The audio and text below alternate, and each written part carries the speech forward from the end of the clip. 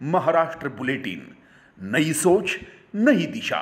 ज्या दिवशी शपथविधी असतो त्याच्या आदल्या दिवशी जो आमचा नेता असतो, आता आमचे विधान मंडळाचे नेते जे आहेत अजितदादा आहेत, ते स्वतः फोन करून सांगतील त्या प्रत्येकाला की तुम्ही उद्या शपथविधीला या, मग ते सगळं खरं आहे। किंवा त्याच्या अगोदरची स्टेप म्हणजे ही सगळी यादी ज्या वेळेला राज्यपालांकडे जाते ती यादी जर बाहेर पडली तर ती खरी आहे त्याच्या अगोदर। पण तोपर्यंत हे सगळे अंदाज आहेत, तर अंदाजावर काय बोलायचं? दादा असतील, राष्ट्रवादीचे नेते असतील, हे सगळेच दिल्लीमध्ये आहे गेल्या 2 दिवसांपासून। बरोबर आहे ना। आता आमचे जे आहेत प्रांताध्यक्ष आणि कार्याध्यक्ष आहेत प्रफुल्ल पटेल आणि तटकरे, हे दोघांचं अधिवेशन सुरू आहे तिथे दिल्लीमध्ये लोकसभेचं, म्हणून ते तिकडे आहेत। त्यामुळे त्यांना इकडे बोलवण्याऐवजी दादाच तिकडे गेलेले आहेत आणि मग त्यांचं अधिवेशनाचं काम संपल्यानंतर ते चर्चा करून काही ठरवत असतील। विधानसभा निवडणुकीत काळजीवाहू मुख्यमंत्री असं कुठलंही पद नाहीये, काळजीवाहू मुख्यमंत्री असं कुठलंही पद नाहीये, त्यामुळे राष्ट्रपती राजवट का लागू केली नाही असा प्रश्न जितेंद्र आव्हाड यांनी उपस्थित केला। हो, ते आता गटनेते आहेत त्यांच्या त्या पक्षाचे, त्यामुळे काहीतरी ते बोलायला लागतं ते बोलतात। एक महिना थांबलेले आहेत ना। 2004ला सुद्धा 1 महिना घोळ चालला होता काँग्रेसचा आणि राष्ट्रवादी काँग्रेस पक्षाचा, त्यावेळेला कुठे राष्ट्रपती राजवट लागली होती? त्यावेळेला काळजीभाऊ असं कोण ना कोणतरी एक राज्यपाल नेमतं की बघ ठीक आहे तुम्ही जरा थोडं कारभार बघा, काही पॉलिसी डिसिजन त्यांनी काय घ्यायच्या नाहीत मेजर, परंतु बाकीच्या ज्या काही गोष्टी असतील काही महत्त्वाच्या त्या बाबतीमध्ये ते प्रमुख म्हणून काम पाहतात। ही काय आजची पद्धत नाही हो, जेव्हापासून महाराष्ट्र राज्य निर्माण झालं तेव्हापासून ही पद्धत आहे। कधी 4 दिवसात होतो, कधी 8 दिवसात, कधी महिनासुद्धा लागतो। एखाद्या वेळेस काय राष्ट्रपती राजवट लागते, पण ताबडतोब 10 दिवस झाले, अरे 10 दिवस झाले, 132 लोक आहेत तिथे त्यांना पण लोक निवडायचे आहेत। परत 2-3 दिवस देशाचे प्रधानमंत्री आणि गृहमंत्री दोघेजण भुवनेश्वरला होते।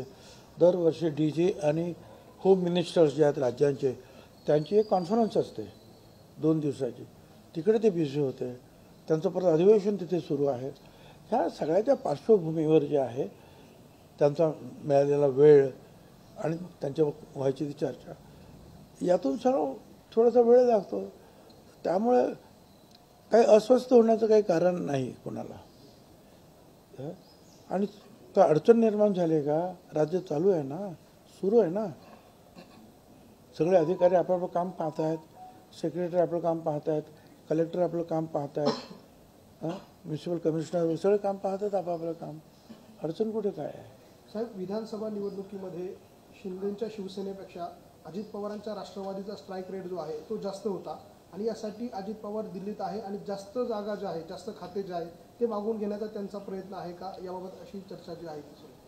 मला काही कल्पना नाही ते काय चर्चा करतात ते, परंतु हे खरं आहे की अजितदादांच्या बरोबर आमच्या आमदारांची जी बैठक झाली त्याच्यामध्ये ज्या वेळेला हिशोब केला गेला त्यावेळेला ठीक आहे, शिंदे गटाने जास्त जागा मिळायला लढवायला त्यांचे जास्त निवडून आले, आमच्या गटाला त्यामानाने फार कमी जागा मिळाल्या त्यामुळे आमचे निवडून आले।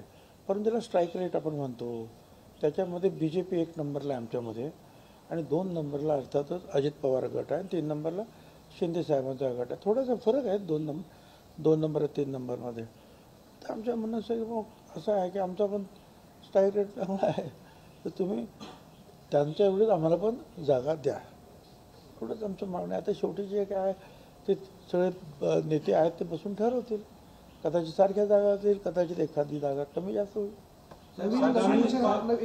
नवीन चेहऱ्यांना यामध्ये काही संधी दिली जाणार आहे का राष्ट्रवादीकडनं? राष्ट्रवादीकडून आता सगळेच पक्ष जे आहेत नेहमीच नवीन चेहऱ्यांना संधी देतात। मंत्रिपदं कमी असतात, लोक जास्त, ह्या वेळेला तर फारच अडचण आहे। नेहमी जे आहेत 160 वगैरे असतात जे सरकारी पक्षाचे लोक, 160 असतात। आता 200 ने किती आहे आता माहिती तुम्हाला? 233 किती काय? पण त्याच्यामध्ये 2 वेळा 4 वेळा निवडून आलेले लोक पण आहेत ज्यांना मंत्रिपद नाही मिळाले. ते म्हणतात मग आम्ही कधी होणार मंत्री. त्यामुळे काही नवीन अगदी काही तरुण किंवा 2-4 वेळा निवडून आलेले लोक यांनासुद्धा मग संधी दिली जाते राजकारणामध्ये. आणि ते सर्व पक्षामध्ये होणार, तिन्ही पक्षामध्ये असंच होतं.